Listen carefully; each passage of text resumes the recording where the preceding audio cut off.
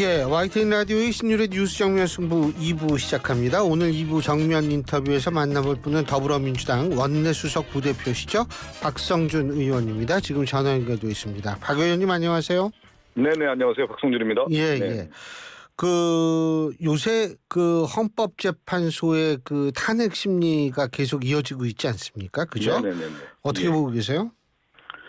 저는 탄핵 심판 예상대로 윤석열의 변호인 김용현 전 국방부 장관이 거짓말의 장이 될 것이다 이렇게 예상을 했었거든요. 예. 그동안에 수많은 거짓말을 해왔던 것이 헌법재판소, 헌법심리가 진행되는 과정에서 그 거짓말을 확인한 자리였다. 국민들이 정말로 이 한 나라의 대통령이었던 사람, 한 나라의 국방부 장관이었던 사람들이 거짓말을 밥 먹듯이 하고 있구나. 자신들의 죄를 뉘우치기는커녕 국민을 좀 속이면서 대국민 사기극을 다시 한번 펼치는 모습을 봤습니다. 네. 근데 5차 변론길에는 장성들이 좀 나오는 모양이더라고요. 일단 어떻게 예상합니까? 지금 일단은 어제 좀 상황을 좀 정리를 해볼 필요가 있는 건데 이 거짓말 중에 가장 코미디는 뭐냐면 저는 두 가지라고 봤어요. 하나가 뭐냐면 요원을 꺼내라, 요원을 빼내라.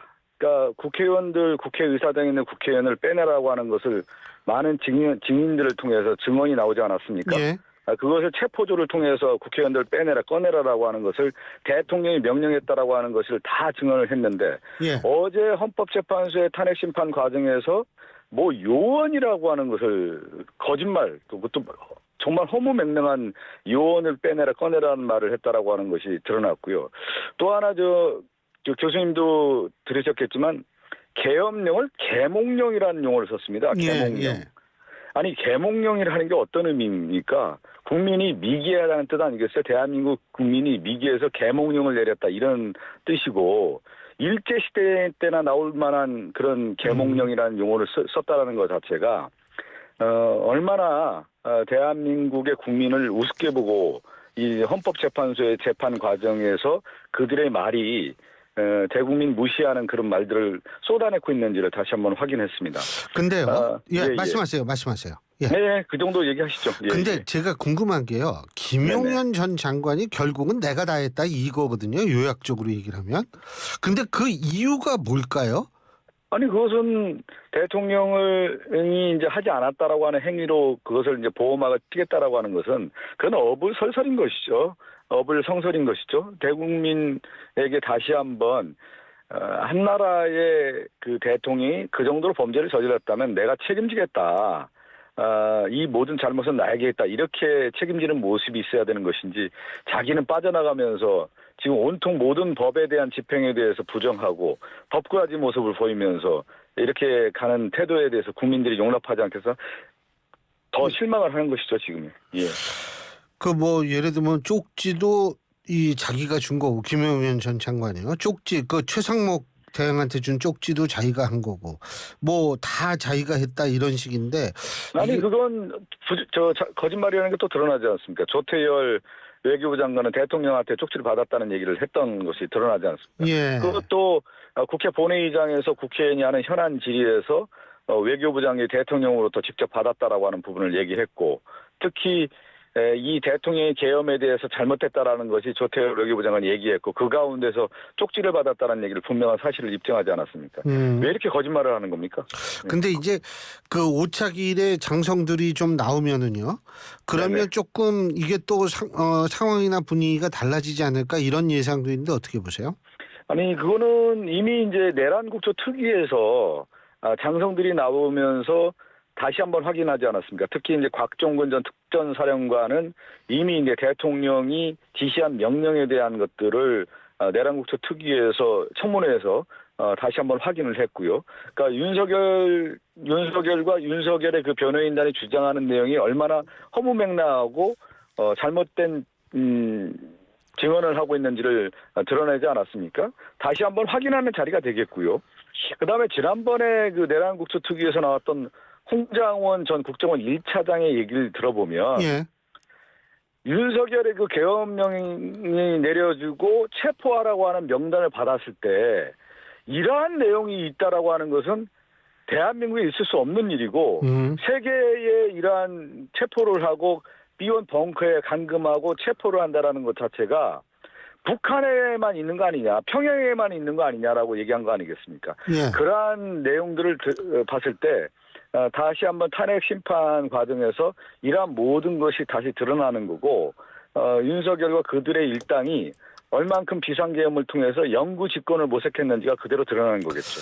근데 그 윤석열 대통령 재판 출석 이게 장성들 증언에 영향을 미칠까요? 그러니까 뭐 좀 눈치 보거나 이런 일이 발생하지는 않을 거라고 보세요? 이미 자기들이 다 얘기를 하고 있는 상황에서 그리고 온 국민이 저는 온 국민이 12월 3일 그 내란의 밤을 보지 않았습니까? 비상계엄 상황에 대한 것들을 다 우리가 목도하고 확인하지 않았습니까? 그것을 어떻게 뭐 장성들이 다시 한번 부인할 수 있겠습니까? 부인할 수도 없는 거고 윤석열이 이 명령을 내린 부분에 대해서 다시 한번 확인하는 자리가 되겠죠. 알겠습니다. 근데 일각에서는 요 탄핵 심판이 좀 늘어질 가능성이 있다, 좀 길어질 가능성이 있다 이런 얘기도 나오는 모양인데 어떻게 보세요? 그거는 뭐 이제 지연 전략이 그동안 있었던 거 아니겠습니까? 예. 증인을 많이 신청하는 과정이고 그런 전략의 일환이라고 보지만 탄핵 심판의 헌법재판의 전문가들이나 모든 분들이 얘기하는 것은 이게 무슨 뭐 오래 끓을 사안이 아니라는 거 아니겠어요? 심플한 사건 아니겠습니까? 내란에 대한 부분, 비상계엄의 이 포고령만 보더라도 유연적 조치라고 하는 것이 분명한 사실이기 때문에 탄핵 심판은 단순한 거 아니겠습니까? 유연이냐 아니냐만 따지는 거기 때문에 예. 그 지연 전략에 말려들어서는 안 된다고 보는 것이죠. 자, 지금 좀 다른 얘기인데 민주당 내 얘기인데 이재명 대표 선거법 2심 공판 이제 있었는데 어제였었죠. 근데 이게 지금 2월 26일에 결심을 2월 26일날 마지막 이 재판을 진행하겠다고 딱 못 박지 않았습니까? 그죠? 2월 네네. 말에요. 이거 예상하셨어요? 이제 그 재판부에서 그동안에 뭐 633이라고 하는 얘기가 계속 나오지 않았습니까? 예. 그래서 아마 재판의 속도는 좀 이어질 것이다 이렇게 예상을 했었는데 뭐 2월 26일 결심 공판하고 나오면 마지막 2심은 3월이나 뭐 4월 이때쯤 나오지 않을까 그렇게 예상이 되는데 예. 그건 뭐 추후에 재판부가 어떻게 법리 최종 결심을 할 것인지는 좀 지켜봐야 되겠습니다. 예. 예, 물론 그런데 이것이 지금 현재의 혹시 있을지 모르는 조기 대선을 둘러싼 야권의 비명계 주자들한테 어떤 영향을 미칠 거라고 보십니까? 저는 뭐 큰 맥락으로 봤을 때 예. 이번에 이제 비상계엄과 이 내란이 어떤 목적이었냐면 그대로 드러나는 거 아니겠어요? 자신의 정적 야당 대표라든가 집권당에 있는 한동훈 대표를 제거함으로 인해서 자기의 영구 집권, 독재 체제를 강화하겠다라고 하는 것이 비상계엄의 목적이라고 하는 것이 드러나지 않았습니까?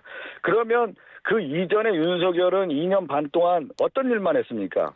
이재명 당대표와 관련된 수사를 검찰을 통해서 계속 수사를 하면서 압박하고 그것을 수사 진행에 모든 것을 걸었던 정권 아니겠습니까? 그것이 국민들에게 입장해 봤을 때는 윤석열이 그동안의 야당 대표와 관련된 수사는 의도된 수사로 이어졌겠다라고 하는 부분을 오히려 윤석열을 확인해 준 거기 때문에 저는 재판 과정에서도 이러한 부분들이 정상 참작이 되고 실제 법적인 법리적인 측면에서도 지금 다 입증이 되고 있는 거 아니겠습니까? 우리 민주당에서 이재명 대표 쪽에서 주장하는 내용들을 봤을 때 저는 좋은 결과가 있을 거라고 예상하고 있습니다. 예, 뭐 좋은 결과가 있다라는 것.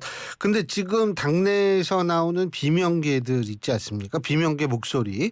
예를 들면 네네. 김경수 전 지사라든지 김부겸 전 총리라든지 김두관 전 의원이라든지 이런 분들의 목소리. 이게 지금 당내에서는 뭐 그렇게 크게 울림이 있다라고 보지는 않으시는 것 같아요. 이제 그 모든 이제 정당 내에는 다양한 의견이 있고 또 그 의견들을 담아서 좋은 정책 결정을 하고 추진하는 것은 매우 올바른 방향 아니겠습니까? 또 비명계의 목소리도 있다고 하면 충분히 수용하고 받아들일 자세가 있어야 된다고 보는 거고요. 근데 큰 맥락상에 봤을 때 지금 내란이 되고 내란이 완전히 종식되지 않은 상태에서 민주당이 단일 대우로 이 전선의 모든 분들이 임하고 위기를 극복하는 데서는 한마음이라고 저는 생각하고 있습니다. 한마음이라고 봅니다. 예. 근데 이 임종석 그 전 대통령 비서실장은 연일 얘기를 하는 게 이재명 대표 혼자 잘할 수도 없다. 여당 같은 야당이 돼야 된다. 친명 색깔만으로는 국민 과반 신뢰를 얻기 어려워서 최대한 연대해야 된다. 계속 이런 얘기를 하는데 이거는 어떻게 보세요? 제가 앞서 말씀드린 것처럼 지금에 대한 현상을 어떻게 바라보느냐 아니겠습니까? 내란이 이뤄지고 지금 내란 세력이 지금 모든 국가 권력을 장악하고 있는 상태에서 우리는 무엇을 할 것이냐에 대한 방향성에 대한 부분이 있지 않겠습니까? 예. 여전히 내란을 우리가 종식시켜야 되고 극복해야 될 이 시점에서 어떻게 해야 되느냐에 대한 부분은 저는 하나의 방향이 정해져 있다고 봅니다. 그 방향으로 우리가 가야 되는 거고 그 방향은 뭐냐면 윤석열에 대한 뿐만 아니라 이 내란 세력에 대해서 엄단하고 국가를 정상화하는 데 있어서 온 힘을 다 기울여야 된다고 봅니다. 근데 친명계로 잘 알려진 더민주혁신회의 쪽에서는 임종석 전 실장에 대해서 아군에 총질한다, 이기적인 자폭행위다 이런 얘기를 하고 있는데 이 부분은 어떻게 보세요? 아니 그거는 제가 앞서 좀 말씀을 제가 언급했는데 이제 정당 내에 어떤 다양한 목소리가 있는데 제가 그 얘기한 거 아니겠습니까? 지금은 우리가 지금 내란 극복과 내란을 종식시키는데 온 힘을 기울여야 될 시점이다 이렇게 말씀드리는 게 정답이 아닐까 싶습니다. 알겠습니다. 네. 자 그리고요 또 한 가지 이제 그 상대편 정당에 대해서 좀 여쭤볼 텐데 요새 여론조사를 보면은 김문수 장관이 잘 나와요. 네네. 어떻게 보세요? 이거 이유가 뭐라고 보십니까? 그러니까 이제 김문수 장관이 그동안에 해왔던 거 보면 극우 이데올로기를 그대로 따르지 않았습니까? 새로운 국가 비전에 대한 것보다는 대한민국에 있어서의 나아갈 방향, 무엇을 해야 될 것이냐에 대한 것보다는 극우 세력의 이데올로기를 반영하는 데 있어서의 정치 언어를 썼던 사람이기 때문에 과연 김문수 장관이 새로운 시대를 열 수 있는 인물이냐. 그거에 대해서는 모든 분들이 아마 퀘스천 마크를 던질 겁니다. 근데 지금 시대 상황에 봤을 때 극우 세력들의 어떤 결집된 힘이 분명히 있다라고 하는 것을 전제로 했을 때 그거에 하나의 표명된 인물이 상징적 인물이 김문수로 나왔다. 이렇게 볼 수가 있는 것이겠죠. 예. 지금 좀 강성 보수 세력의 과표집 이런 말씀하셨는데요. 네네. 자, 1월 21일부터 23일까지 한국갤럽의 자체 여론조사입니다. 전국 18세 이상 1,000명을 대상으로 실시한 전화 면접 여론조사를 보면은요. 물론 중앙선거 여론조사 심의위원회 홈페이지 가시면 좀 더 자세한 내용을 아실 수 있는데요. 이거 보면 민주당이 조금 오르긴 올랐어요. 지난주에 비해서. 그리고 국민의힘이 1%포인트 정도 떨어졌는데 그래도 이게 여러 가지로 볼 때는 국민의힘의 회복력이 굉장히 빠른데 이거 역시도 전부 보수의 과표집이라고 과표집 때문에 그렇다고 보시는 거예요? 아니, 그렇지는 않고요. 이제 예. 보수에 이제 결집이 분명히 있는 것은 사실이고, 근데 이제 큰 여론의 흐름은 수세와 공세 국면에 항상 있는 건데요. 네. 12월 3일부터 12월 14일까지의 윤석열이 탄핵되기 시점까지 볼 때는 민심의 윤석열에 대한 이반이 매우 강했습니다. 그러면서 이제 10% 아래때까지 이제 떨어지는 상황을 볼 수가 있겠고, 12월 14일부터 1월 3일까지의 윤석열이 체포되기 전까지 보면은 민심의 이제 동요들이 많이 있었던 상황에서 1월 3일 날 첫 번째 체포영장이 집행되지 않으니까 보수층의 결집이 이루어지는 시기였고 그것이 1월 15일 날 체포영장 집행 때까지가 저는 최고조에 이르렀다고 봅니다. 그러면서 1월 15일 날부터 1월 20일까지의 서부지법 폭동 사태가 이루어지는 그 시점까지를 지나서 이제는 이제 조정기로 이제 들어간다고 좀 볼 수가 있을 것 같고요.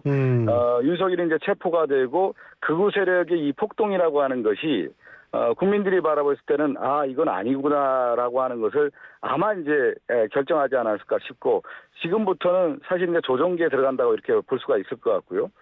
또 하나 이제 하나 보면 그 시기에는 보수 우파의 세력들의 이제 과표집 현상이 분명히 있을 것이고 또 하나는 중도층이나 이런 분들이 봤을 때 윤석열이 체포되지 않은 시점에서의 불안감이 있는 상태에서 적극적인 여론조사에 임하지 않았을 가능성도 저는 높다고 봅니다. 그리고 그 시점으로부터 이제 전환이 뭐냐면 이것은 바로 대선 국면으로 갈 수 있는 상황으로 이제 국민들이 이제 보면서 그렇게 이제 추후에는 여론조사에 임하지 않을까 싶습니다. 네. 민주당 내에서 이런 여론조사 가지고 좀 위기감 같은 거가 좀 번지고 있습니까? 어떻습니까?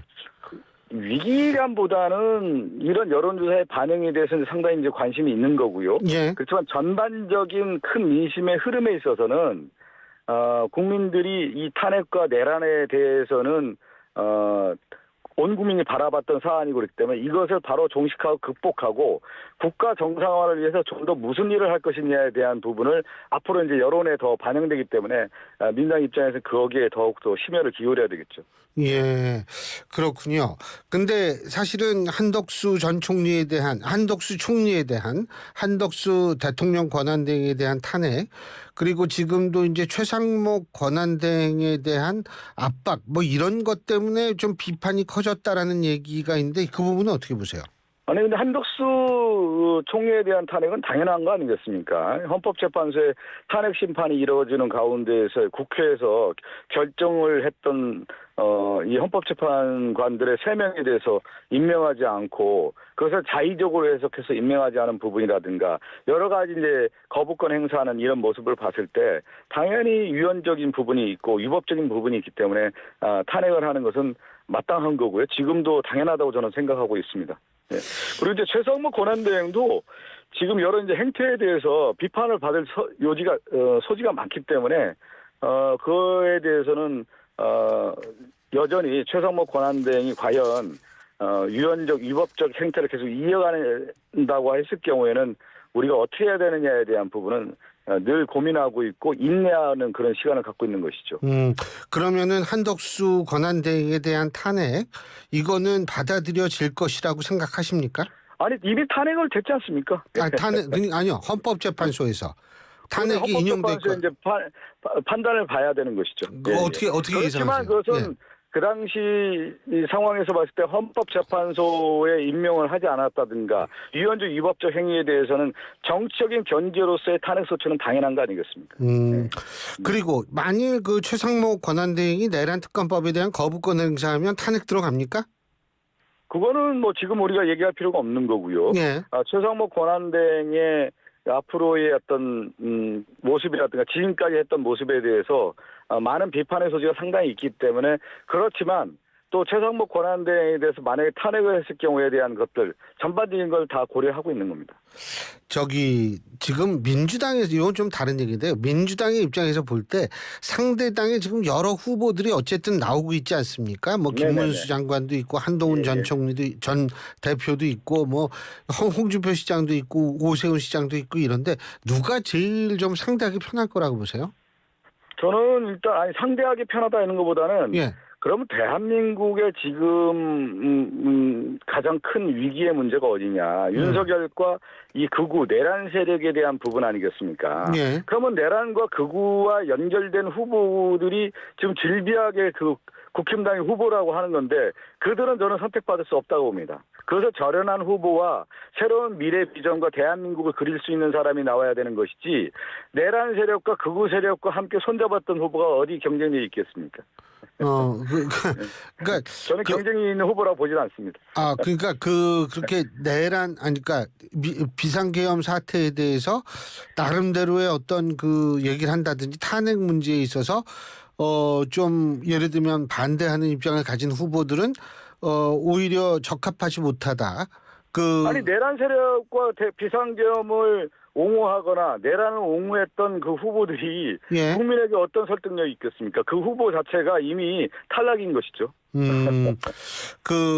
뭐 그래도 어쨌든 국민의힘 지지층 내에서 또 평가가 다를 수도 있으니까 또 한 가지 국민의힘 내부의 논리고요. 확장력은 전혀 없다고 봅니다. 저는. 확장력은 없다. 알겠습니다. 그래서 이미 국민의힘이 거기에 윤석열과 함께 손을 잡는 순간부터 이미 국민의힘의 경쟁력은 떨어진 거고요. 국민의 선택을 받을 수는 없다고 봅니다. 그리고 어제 이재명 대표의 신년 기자회견이 있었는데 사실 제일 이제 우리가 핵심적으로 봐야 될 것은 기본소득에 관한 입장이 바뀌었는가 하는 논란이거든요. 어떻게 보십니까? 기본소득에 대한 논란보다는 지금 현 상황을 파악해요. 제가 오늘 저도 이제 국회에 계속 일정이 있다가 오늘 설 연휴 맞아서 네. 지역에 이제 시장에 인사드리러 가서 새해 복 많이 받으세요. 또 앞으로 번창하십시오. 이렇게 인사하러 다녔는데 네. 지금 시장 소상공인 시장에 있는 분들이 무슨 얘기하냐면 돈이 하나도 안 들고 경제가 완전 바닥이라는 겁니다. IMF 때보다 더 어렵다라는 거예요. 코로나 때보다 더 어렵고. 그러면 뭐합니까? 성장에 대한 모멘텀을 우리가 만들어야 되는 거 아니겠어요? 그래서 회복을 해야 되는 거예요. 대한민국이. 회복하고 성장의 선성장, 선회복에 대한 부분을 우리가 만들어내야 되는 것이 차기의 지도자이고 대한민국 이끌어갈 수 있는 부분에 대한 비전 제시라고 볼 수가 있는 거기 때문에 이재명 대표가 그 부분에 대해서 강조하고 말씀드린 겁니다. 근데 이제 일각에서는 뭐 그 미국과의 관계를 굉장히 강조한다든지 뭐 이 흑묘 백묘론, 다시 말해서 까만 고양이든 하얀 고양이든 이 쥐만 잘 잡으면 된다, 이념이 밥 먹여주는 것이 아니다, 뭐 이런 식으로 얘기를 했잖아요. 이 부분을 이걸 우클릭 이런 걸로 파악해도 될까요? 어떻게 보십니까? 아니 저는 이제 뭐 우클릭이 됐든 뭐가 됐든 대한민국이 지금 워낙 어려운 시점에 있기 때문에 대내적인 경제 위기, 대외적인 외교의 위기 이런 문제들이 있지 않습니까? 그러면 한국이 가야 할 그 외교적 가치는 한미동맹의 굳건함을 통해서 대외 안보를 강화하는 부분에 대해서는 누가 그걸 부인하겠습니까? 그런 면에서 이재명 대표가 강조하는 것은 당연한 거고요. 특히 이제 대내적인 문제에 있어서의 그 이란 경제적 어려움을 극복하고 삶의 문제를 개선하기 위해서는 무엇을 할 것인가에 대한 답을 내놔야 되는 거 아니겠습니까? 그런 측면에서 윤석열 정권이 망가뜨린 부분에 대한 것을 회복을 하고 성장을 그림을 그리겠다라고 하는 것이 이재명 대표의 큰 밑그림이라고 봤을 때는 저는 올바른 방향이고 그것이 대한민국을 살릴 수 있는 실용주의 정책이기 때문에 앞으로 가야 할 방향이라고 보는 것입니다. 현실적 실용주의 이런 말씀이신 것 같은데요. 그렇죠. 그죠? 지금 현실적 실용주의라고 봐야 되는 거죠. 지금 우리나라 상황이 녹록치 않아요. 대내적 상황, 대외적 상황이 상당히 어려운 가운데 그럼 우리가 무엇을 할 건가에 대한 부분을 답을 내놔야 되는 거 아니겠습니까? 그래서 아까 제가 얘기한 국민의힘은 과거 지향적 윤석열 내란 세력과 함께하는 세력이라고 하는 것은 미래지향적인 대한민국 그릴 수 없다라는 거 아니겠습니까? 알겠습니다. 이재명 대표가 30일 날 평산에 있는 문재인 전 대통령 찾아간다고 하는데 네네. 일각에서는 이것을 두고서 지금의 민주당의 지지율에 대한 위기감 때문에 이 좀 친문이라든지 이런 쪽을 좀 더 포용해야 되는 것 아닌가, 이런 분석 나오는데 동의하십니까? 아니 근데 모든 정치는 이제 통합과 포용에 대한 정치를 가는 거고요. 그것 때문에 문재인 대통령을 방문하는 건 아니고 이미 역대로 설에 항상 그 권양숙 여사 또 문재인 대통령을 방문해서 인사를 드렸었습니다. 그런데 1월 달에 원래 예정이 돼 있었는데 이 비상계엄 내란에 대한 것이 연결되다 보니까 1월 그 방문이 취소가 돼서 지금 2월에 이제 설 즈음에 이제 가는 거기 때문에 그거와 굳이 연결할 필요는 없는 거고요. 대한민국을 이끌 수 있는 지도자라고 하는 것은 당연히 통합과 포용을 가야 되는 거 아니겠습니까? 네. 지금 뭐 어떤 얘기, 뭐 구체적인 얘기 그런 건 안 나올 확률이 높네요. 아니 설 인사를 가시는 거니까요. 서로 덕담하고 또 대한민국에 대한 걱정들을 하지 않겠습니까? 알겠습니다. 자, 그리고 한 가지 더. 요번에 공수처 수사하고 이거 하는 거 보고서 어떤 생각 가지셨어요? 아니 공수처는 이제 공수처 나름대로의 이제 그 법 집행을 통해서 가장 어려운 가운데에서 여러 뭐 비판의 목소리와 비난도 있었지만 2차 체포영장 집행을 통해서 대통령을 체포하지 않았습니까? 그리고 법원의 그 적법한 법 절차에 따라서 이루어진 거기 때문에 공수처의 역할이 어려운 가운데 좀 그 역할은 좀 해냈다고 볼 수가 있겠죠. 그럼 공수처는 앞으로도 중요한 역할을 계속 할 수 있는 역량과 능력이 된다고 보십니까? 뭐 글쎄 그거는 뭐 제가 여기서 뭐 말씀드릴 건 아닌 거고요.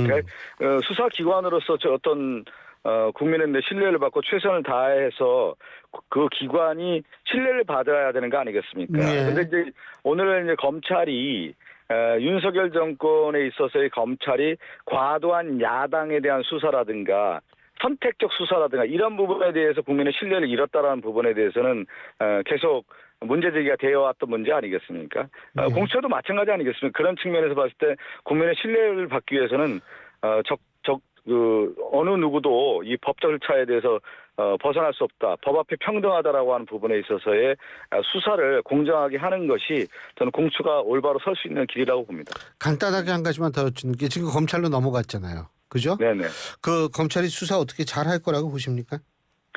검찰도 지금 시험대에 있는 거 아니겠어요? 검찰 출신인 윤석열, 특히 검사는 평생 법집행을 해왔던 사람인데 적법한 법집행을 무시하고 지금 헌법질서, 법질서를 무너뜨린 장본인이 누굽니까? 윤석열 아니겠습니까? 예. 그 윤석열이 내란과 관련된 비상계엄의 이 포고령을 보면 유연적, 위법적 조치라고 하는 것이 다 드러나는 가운데 예. 검찰에게 넘어가지 않았습니까? 검찰은 그럼 다시 한번 또 시험대에 있겠죠. 이걸 제대로 알겠습니다. 수사하고 공소유지를 할 것이냐에 대한 부분이 남아있겠죠. 네. 박 의원님, 네, 우리 네. 청취자 여러분한테 저 설 인사 간단하게 해주세요. 네, 국가에 상당히 이제 어려운 시점인데 그 예. 위기를 극복했던 것은 우리 대한민국의 위대한 정신입니다. 그때 비상계엄 내란과 관련해서도 국회를 지켜줬던 것은 예. 온 국민이고 민주주의 회복을 시켰던 것도 온 국민입니다. 국민과 함께 대한민국에 다시 회복하고 전 세계 경쟁력을 회복할 수 있는 그런 알겠습니다. 국가를 만들어야 되겠습니다. 예, 오늘 말씀 잘 들었습니다. 고맙습니다. 네, 감사합니다. 더불어민주당 박성준 원내수석 부대표였습니다. 클릭 말고 지우세요. 받지 말고 끊으세요.